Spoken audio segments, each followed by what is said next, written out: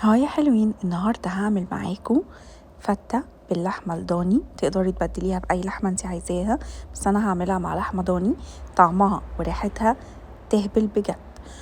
الصلصة بتاعتها هتكون قلب الدنيا فعلا، وطعمها سهل حلو قوي قوي، وطريقتها سهلة جدا جدا، وفعلا هتكوني مميزة في الفتة.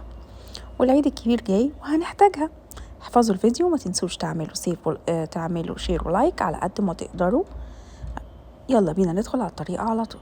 أول حاجة هعملها، أنا جبت الكتف ضاني وغسلته كويس جدا، والجزار مقطعهولي كده فتحه علشان فتحات كتير علشان يستوي بسرعة.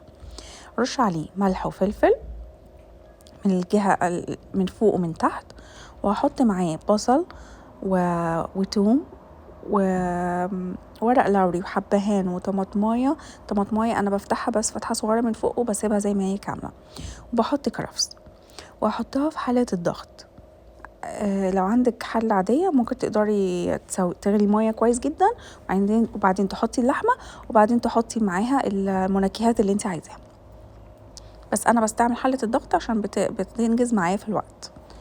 هكون غالية مية كويس جدا سخنة مغلية، واحطها عليها اغطي بيها اللحمة. هي بتاخد 40 دقيقة، بس في الحلة العادية بتاخد تقريبا ساعة ونص. بس كده بتكون تمام. وحاطة كمان قرنفل، حبهان وقرنفل وورق لوري وبصل وطماطم وكرفس. ممكن تستخدمي المنكهات اللي انت بتحبيها، بس انا دايما بحط نفس الحاجات دي بالظبط في اي شوربة لحمة، وبتطلع معايا طعمها تحفة. كده تمام. هغطي الحلة وهسيبها 40 دقيقة تستوي.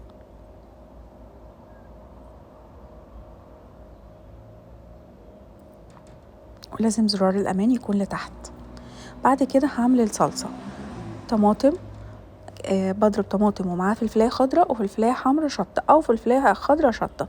لو مش عايزة شطة خالص مفيش مشكلة، بس انا بحب نكهتها بتدي طعم وريحة حلوة. هجهز حاجة الصلصة وهبدأ اضربها في الخلاط.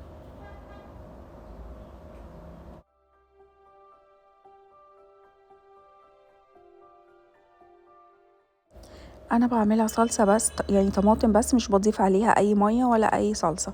لو انتي الخلاط بتاعك مش بينفع يعمل من غير المية، تزودي مية وسيبيها تتسبك براحتها. انا بعملها من غير مية علشان بتتسبك معايا اسرع. بعد كده هبدأ اجهز التوم بتاع الصلصة. شوية زيت في طاسة سخنة، واحط شوية توم حلوين، يعني زودي التوم على قد ما تقدري، وهبدأ اقلب فيه لحد ما ياخد اللون الذهبي، وريحته اصلا بتقلب البيت. انا بحب التوم قوي يا جماعة. اول ما لونه يبقى ذهبي على طول احط معلقة كبيرة خل، وبعد كده هنزل الصلصة على طول. نقلب تقليبة حلوة كده، بعدين نحط ملح. ملحي الصلصة بتاعتك خليها مظبوطة، ورشة فلفل. هنقلب تقليبة حلوة وهسيبها تتسبك. يلا بينا نعمل بقى العيش الجميل المقرمش. هوريكم بقى تعملوه بطريقة تحفة. انا بجيبه بمقص، والعيش ده على فكرة احلى من العيش اللبناني او الشامي، العيش الابيض يعني. العيش ده بيدي طعم يجنن في الفتة. انا بقطعهم بالنص وبعدين بالطول، وبعد ببدأ اعمل زي ما انتوا شايفين صوابع كده بالطول، وهقطعها مربعات صغيرة بالعرض. احلى طريقة للعيش بتاع الفتة يا جماعة. انا ساعات بعمله برضو كده، بس بتبقى شرايح كبيرة شوية، وبحطه جنب الاكل بيكون طعمه تحفة.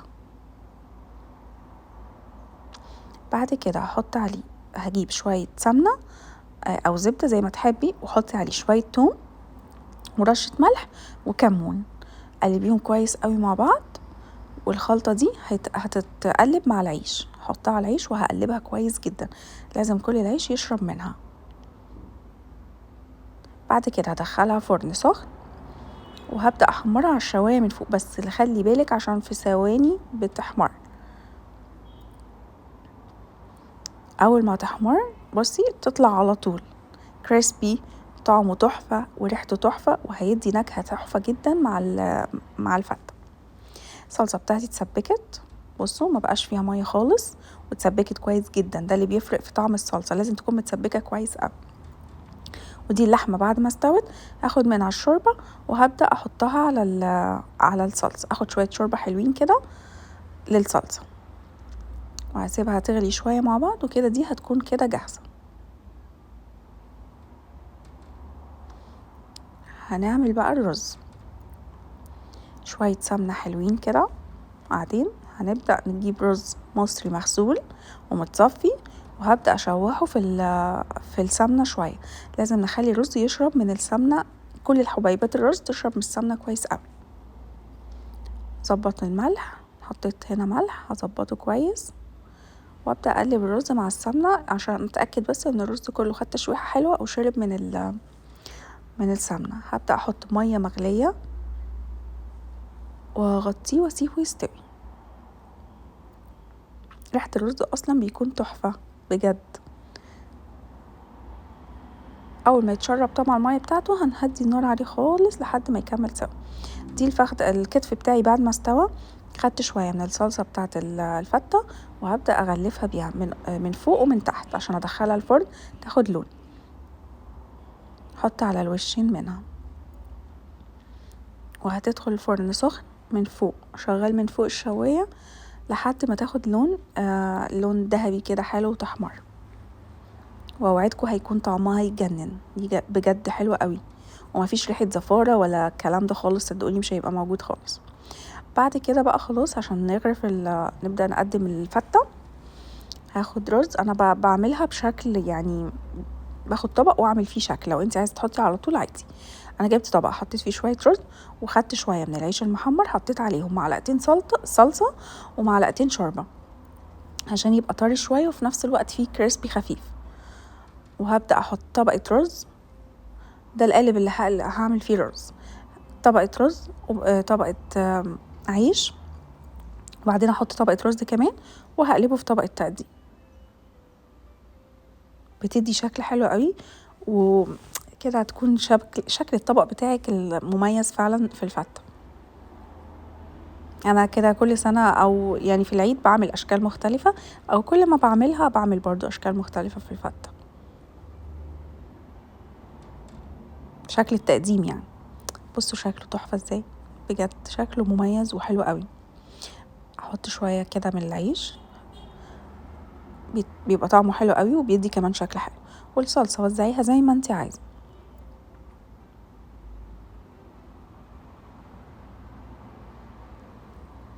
متنسوش يا جماعة اللي لسه مشتركش في القناة يشترك ويفعل الجرس عشان يشوف كل الفيديوهات. انا عايزة اقول لكم ان في هدايا هقدمها في اخر رمضان جميلة جدا جدا. عايزة اشوف مين اكتر حد متفاعل في القناة هيكون ليه هدية مميزة بجد. شير ولايك على قد ما تقدروا اللي عايز ياخد هدية، وفعلي الجرس واشتركي في القناة علشان اي فيديو هنزله. فيديوهات اللي جاية مهمة جدا وفيها هدايا كتير وتحفة. بعد كده انا قطعت اللحمة كمان واخدت منها اجزاء وحطيتها على الفتة من فوق. تقدري تقدميها لوحدها او تقدري تعمليها زي ما انا عملت، او تقدري تستخدمي لحمة عادية. انا كده خلصت الفيديو، يا رب يكون سهل وخفيف عليكم. استنوني فيديو جديد ووصفة جديدة، اشوفكم على خير، باي.